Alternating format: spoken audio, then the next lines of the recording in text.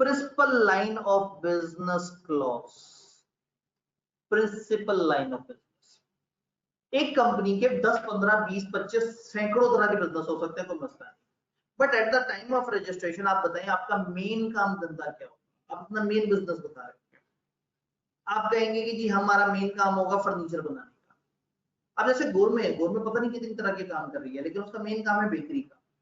तो होगा ये कि आपने बताना होगा कि हमारा मेन लाइन ऑफ बिजनेस क्या है, और आपका बिजनेस और आपका नाम आपस में मुताबिकत होनी चाहिए। ऐसा ना हो कि आप कहें कि हमारा नाम है गोरमे फर्नीचर प्राइवेट लिमिटेड और आप कहें हमारा मेन काम है हम बेकरी का काम करते हैं, तो वो कहेंगे नहीं यार ये अजीब सी बात है, आपका मेन काम और आपका नाम आपस में मुताबिकत नहीं है। आप स्टार एंटरप्राइजेस रख लें, कोई मसला नहीं, कोई ऐसी टेंशन वाली बात नहीं है, लेकिन ऐसा नाम ना हो जो आपके बिजनेस ऑब्जेक्ट से अलग हो। तो प्रिंसिपल लाइन ऑफ बिजनेस का मतलब है कि अब आपकी बहुत सारी लाइन ऑफ बिजनेसेस हैं, आपने उसमें से वो मेन बिजनेस लाइन बता देनी है जो कि आपका मेन काम है। आप एक दो लाइनों में बता देंगे हमारा मेन काम ये है, जरूरत नहीं है कि लंबी चौड़ी लिस्ट दें हमारे ये 15,000 तरह के काम। तो principal line of business clause आती है जिसके अंदर आपने अपना बिजनेस बताना होता है मेनली। अब प्रिंसिपल लाइन ऑफ बिजनेस अगर लॉ से पूछें तो लॉ ये कहता है कि वो बिजनेसेस जिसमें सब्सटेंशियल एसेट्स हैं या जिससे सब्सटेंशियल रेवेन्यू आ रहा है whichever is higher. Substantial किसे कहते हैं, ज्यादा। तो ऐसा लाइन ऑफ बिजनेस जहां आपके ज्यादा एसेट्स हैं, आप कह सकते हैं कि आधे से ज्यादा एसेट्स इधर से आ रहे हैं, और जहां से आपको एक बड़ा रेवेन्यू आ रहा है, इन दोनों में से जो भी हायर है वो। नहीं बात समझ, न्यूमेरिकली देखते हैं। थोड़ा सा एक एतराज, ये ओरिजिनल लॉ के अल्फाज नहीं है, यहाँ किताब ने प्रिंसिपल लाइन ऑफ बिजनेस समझाने की कोशिश की कि कैसी जगह जहां आपके मेन एसेट्स हैं या ऐसा सेगमेंट जहां से आपको एक बड़ा रेवेन्यू आता है तो आप उसको अपना प्रिंसिपल लाइन ऑफ बिजनेस कहेंगे। मैं एग्जांपल देता हूँ, एक कंपनी 3 तरह के काम कर रही है। फॉर एग्जांपल हम कहते हैं गोरमे की एग्जांपल ले लेते हैं, फॉर एग्जांपल गोरमे नहीं चले कोई और छोड़ते हैं। एक कंपनी है जो बेकरी भी चला रही है, फर्नीचर का काम भी कर रही है। हमने कहा बेकरी, फर्नीचर और medicine, bakery, furniture, medicine. Revenue की बात करते हैं, एसेट्स की बात करते हैं। इनके बेकरी के एसेट्स हैं 50 मिलियन के, फर्ज करें, फर्नीचर के एसेट्स हैं 40 मिलियन के, और मेडिसिन के एसेट्स हैं 100 मिलियन के। बेकरी से आने वाला रेवेन्यू 80 मिलियन, फर्नीचर से आने वाला रेवेन्यू 200 मिलियन और मेडिसिन से आने वाला रेवेन्यू 120 मिलियन। अब इनमें से मैं किसको अपनी प्रिंसिपल लाइन ऑफ बिजनेस कहूं? पहले मैंने देखना है कि एसेट्स और रेवेन्यू में से ज्यादा बड़े कौन है। तो आप अगर देखिए तो रेवेन्यूज काफी बड़े हैं और एसेट्स उतने बड़े नहीं है। एसेट्स में सबसे बड़ा एसेट कहां है? यहां पर। रेवेन्यू में सबसे बड़ा रेवेन्यू क्या है? यहां पर। तो रेवेन्यू में सबसे बड़ा वाला 200 मिलियन है फर्नीचर आइटम का, एसेट्स में बड़ा वाला 100 मिलियन है कहा? मेडिसिन आइटम का। अब इन 100 मिलियन और 200 मिलियन में से बड़ा कौन सा है? 200 मिलियन। तो इसका मतलब है कि ये वाली कंपनी कहेगी कि हमारा प्रिंसिपल लाइन ऑफ बिजनेस है furniture, furniture is the main line of. तो ऐसा हो सकता है कि किस तरह का सिनेरियो देखिए, कंपनी के 3-4 तरह के बिजनेसेस हैं, इतना इतना रेवेन्यू आ रहा है, इतने इतने एसेट्स आ रहे हैं, बताओ इनका प्रिंसिपल लाइन ऑफ बिजनेस कौन सा है? तो हम देखेंगे कि वो लाइन ऑफ बिजनेस जिधर से हमें ज्यादा रेवेन्यू आ रहा है या जिसके अंदर हमारे एसेट्स ज्यादा लगे हैं। तो एसेट्स वाइज देख लेंगे सबसे हाईएस्ट कौन है, रेवेन्यू वाइज देख लेंगे सबसे हाईएस्ट कौन है, दोनों को कंपेयर कर लेंगे, कौन सा बड़ा होगा हम उस वाले लाइन आइटम को कह देंगे ये हमारा प्रिंसिपल लाइन ऑफ बिजनेस है। वापस पीछे आते हैं, हमने कहा प्रिंसिपल लाइन ऑफ बिजनेस का मतलब है ऐसा बिजनेस जिसमें सब्सटेंशियल एसेट्स आर हेल्ड और लाइकली टू बी हेल्ड और सब्सटेंशियल रेवेन्यू इज अर्न्ड और likely to be earned by company whichever is higher. या तो अब देखें कंपनी तो अभी बनी नहीं है, अभी तो रेवेन्यू कमाया ही नहीं है, अब आप अंदाजा लगाएंगे कि इधर से इतना रेवेन्यू आना है, इधर से इतना आना है, इधर इतने एसेट्स होंगे, इधर इतने एसेट्स होंगे, तो जहां से आपको ज्यादा चांस लग रहे होंगे आप उसको अपना प्रिंसिपल लाइन ऑफ बिजनेस कहेंगे। ये सारी क्लॉजेस हम पढ़ेंगे कि आगे जाके बदल भी सकती है, तो अभी ये मत परेशान हो कि अगर कल को प्रिंसिपल लाइन चेंज हो गई, कल को सूबा चेंज हो गया, नाम चेंज हो गया तो क्या होगा। ये सारी क्लॉजेस हम देखेंगे कि कैसे कैसे चेंज हो सकती है।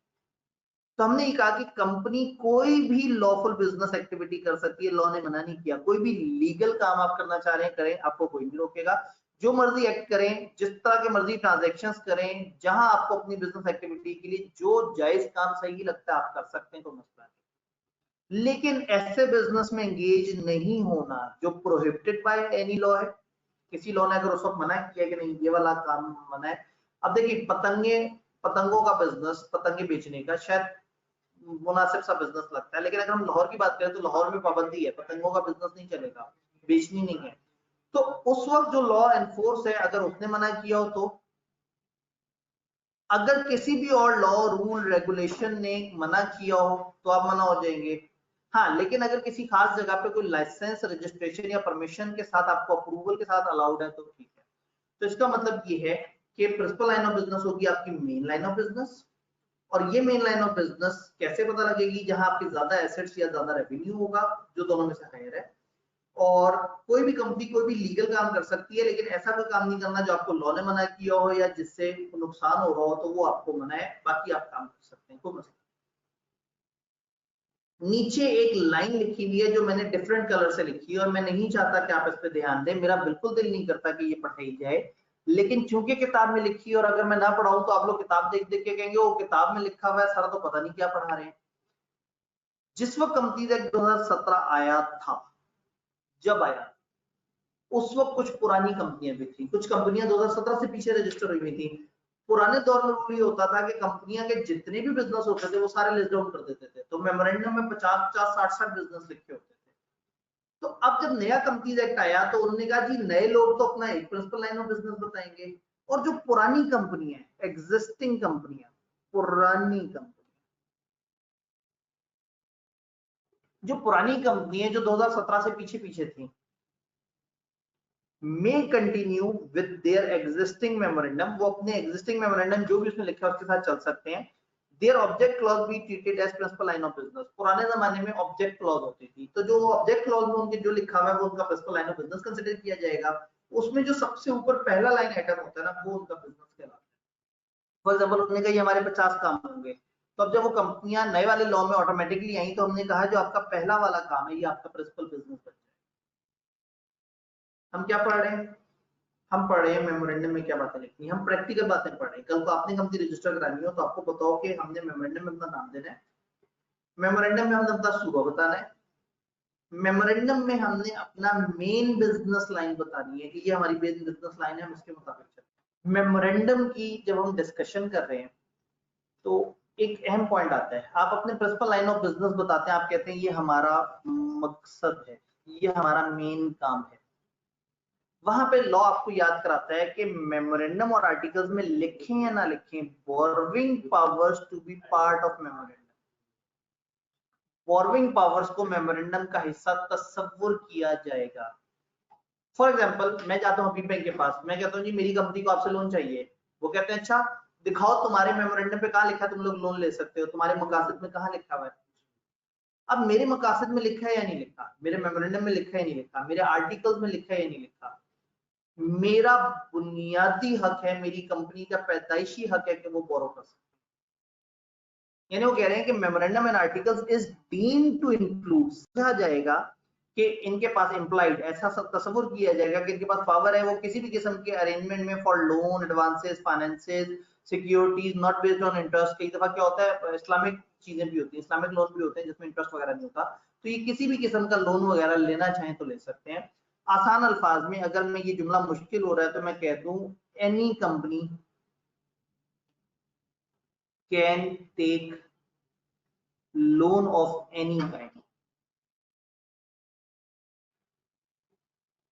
whether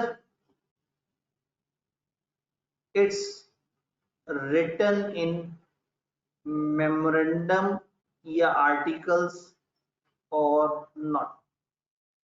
कोई भी कंपनी किसी भी किस्म का लोन लेना चाहे, चाहे उसके मेमोरेंडम में लिखा है या नहीं लिखा, चाहे उसके आर्टिकल में लिखा है या नहीं लिखा, वो ले सकती है। लॉ की तरफ से उसको इम्प्लाइड पावर है, इम्प्लाइड पावर समझा जाएगा, ये उसका हक तस्वुर किया जाएगा कि उसके पास ये हक है।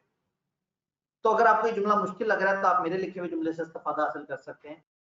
तो कंपनी के ऑब्जेक्ट्स में लिखा है या नहीं लिखा, हर कंपनी को हमेशा ये बुनियादी हक है कि वो लोन ले सकती है, किसी किस्म की कोई रुकावट नहीं, वो लोन ले सकती है।